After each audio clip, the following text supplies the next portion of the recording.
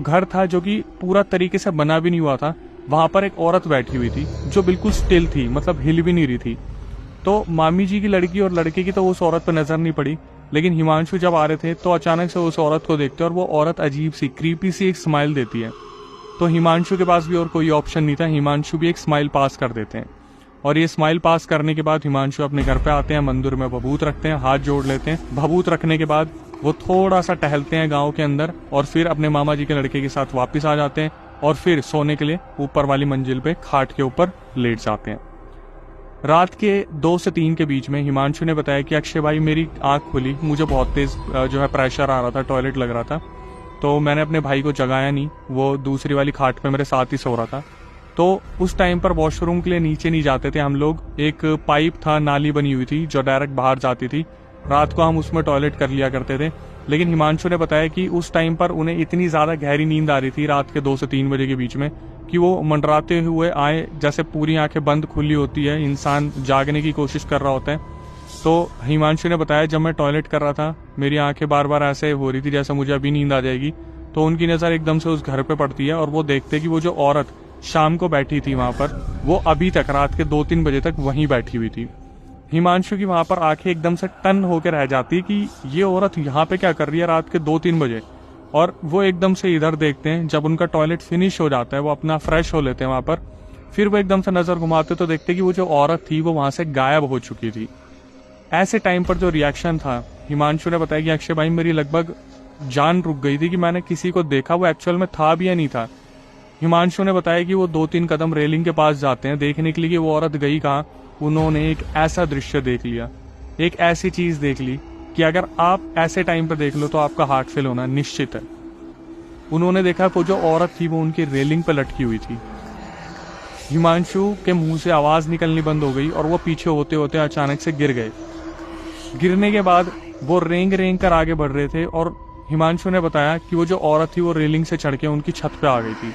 हिमांशु ने बताया कि वो अपने मुंह से किसी की आवाज निकालने की कोशिश करते, उनके मुंह को जैसे किसी ने सिल दिया था, मुंह से आवाज नहीं निकल रही थी।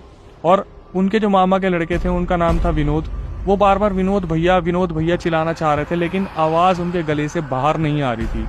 धीरे धीरे रेंगते हुए वो आगे चल रहे थे और उनके दिमाग में सिर्फ एक ही चीज आती है, हनुमान चालीसा। जब तक हिमांशु हनुमान चालीसा पढ़ते, हिमांशु ने बताया भाई उस औरत ने अचानक से मेरी कमर पे हाथ लगाया और मुझे ऐसा लगा जैसे मेरी कमर बिल्कुल जल सी गई है। अब दोस्तों मैं आपके सामने जो चीज लाने वाला हूँ वो जो हिमांशु ने हमें प्रूफ दिया कि जब सब कुछ खत्म हो गया उसके बाद भी उनकी कमर पे किसी जलने के निशान रह गए, तो सबसे पहले आप उस फोटो को देख लीजिए। अगर आपने इस फोटो को देख लिया है तो अब इसको मैं ब्रीफ करूंगा। हिमांशु ने बताया कि भाई मेरे कमर के ऊपर हाथ है और मुझे ऐसा लगा जैसे मेरी कमर बुरी तरीके से जलने लग रही है। उनके मुंह से बस इतना निकला, जय हनुमान ज्ञान गुण सागर, जय हनुमान ज्ञान गुण सागर, और अजीब सी शक्ति उनके अंदर आ गई। उन्होंने चिल्ला के बोला विनोद भैया, और जब विनोद भैया उठ के आए उन्होंने देखा वहां पर कोई भी नहीं था, बट जो हिमांशु थे वो दर्द से कर आ रहे थे बहुत बुरी तरीके से। वो जो भैया थे मामा के लड़के, उन्होंने हिमांशु से पूछा कि तुझे क्या हुआ, सब सही है नहीं है, क्या हुआ बता मुझे। तो हिमांशु ने एक एक चीज कह के उनके सामने रख दी कि ऐसे ऐसे मैंने देखा, वो औरत आई और उसने ऐसे करा, मेरी कमर जल रही है। तो जो मामा जी के लड़के थे वो फटाफट से हिमांशु को लेके मामा मामी के पास पहुंचते हैं और मामा मामी ने जब वो कमर देखी तो उनको बहुत बुरी तरीके से झटका लगा। वो दहल गए थे कि हिमांशु के मम्मी पापा को क्या जवाब देंगे अगर ये सही में बहुत ज्यादा नुकसानदायक हो गया। तो वो अंदर जाते हैं, हिमांशु को कमरे में रखते हैं, पूरा कमरा बंद कर लेते हैं अंदर से, सब उसी कमरे में रात को सोते हैं। अगले दिन सुबह होते ही मामा मामी हिमांशु को, जो सबसे वहां पे सिद्धि पुरुष एक पंडित थे उनके पास लेके जाते हैं। तो पंडित जी जो थे वो बिना पूछे कुछ भी सीधा हिमांशु के मुंह पे बोलते हैं कि और क्रिकेट खेलते टाइम दीवार पे बैठा था, कुत्ता दिखा था, लड़की दिखी थी, मिल लिया लड़की से, कैसी लगी वो हड्डियां, कैसी मिली वो लड़की। और हिमांशु सोच में पड़ गया कि मैंने तो कुछ बोला भी नहीं है, पंडित जी सब कुछ अपने आप से बता रहे हैं। उनको लगा शायद मामा मामी ने बता दिया होगा, लेकिन मामा मामी तो अभी ही लेके आए थे हिमांशु को, उन्होंने भी कुछ नहीं बताया था। यहाँ से उस पूरे खंडर की कहानी सामने आती। एक्चुअली में उस खंडर में आज से 10-12 साल पहले मम्मी पापा, लड़की और उनका एक पेट रहा करता था। मम्मी पापा किसी काम से बाहर गए थे गाड़ी लेके, और आते टाइम उनका एक्सीडेंट हो गया जिसकी वजह से उन्होंने अपना वहीं पर शरीर छोड़ दिया था और वो शायद भगवान को प्यारे हो गए थे। इस चीज को सुनने के बाद लड़की को इतना ज्यादा सदमा लगा कि उसने खुद को और अपने पेट को खत्म कर दिया, और तब से उनकी रूह वहां पर 10-12 साल से उसी घर में भटक रही है। गांव के लोग इस चीज के बारे में जानते थे, उन्होंने उस घर को परमानेंट लॉक कर रखा था, लेकिन हिमांशु था जो इन चीजों का शिकार बन गया था।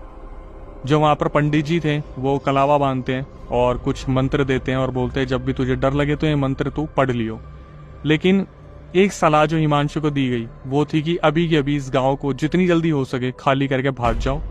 ये हिमांशु को एडवाइस दी जाती है क्योंकि हिमांशु जो थे वो बहुत इजी टारगेट बन गए थे, क्योंकि हिमांशु इतनी अच्छी तरीके से वशीकरण हो गए थे कि वो लड़की से जाकर बात कर चुके थे और शायद वो लड़की हिमांशु के ऊपर आ चुकी थी। हिमांशु अपने घर वापिस आ जाते हैं आगरा में और अपने घर पे सब कुछ बताते, तो उनके घर पे भी एक पूजा का आयोजन किया जाता है। जो पंडित जी थे वो सामग्री के लिए 7,000 रुपये मांगते हैं। तो हिमांशु ने बताया पापा प्राइवेट जॉब करते थे, उन्होंने 7,000 रुपये दे दिए और घर में पूजा पाठ हुई। तो पूजा पाठ होते टाइम क्या हुआ, जो उनके ब्रदर थे हिमांशु के, वो एयरफोर्स की तैयारी कर रहे थे, तो वो रनिंग वगैरह के लिए जाते थे और वो उस टाइम पे घर पे नहीं थे जब ये पूजा पाठ हो रही थी दिन के टाइम पे। जब तक वो आए तब तक पूजा पाठ खत्म हो चुकी थी। जो पंडित जी थे आगरा के, उन्होंने कलावा दिया था सबको बांधने के लिए, तो उनके भैया के लिए भी दिया था। हुआ क्या, जब उनके भैया वापिस आए तो मम्मी पापा ने कहा उनके भैया को ले बेटा तू भी ये कलावा बांध ले, और वो भैया जो थे उन्होंने उनके सामने तो कलावा बांध लिया।